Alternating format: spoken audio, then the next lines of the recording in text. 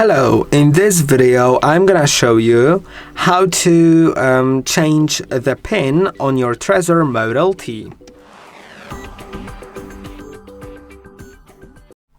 To change the pin, go to the settings.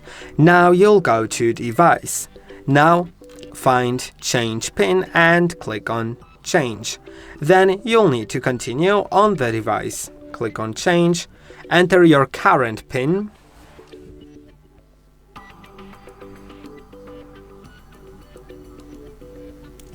Approve it and enter a new pin. I'll set it to the same exact one, but of course you should enter an actual new one. I just don't have an idea what to set here. Approve it and it's done. I hope that this video was helpful. Don't forget to like and subscribe. See you in the next one.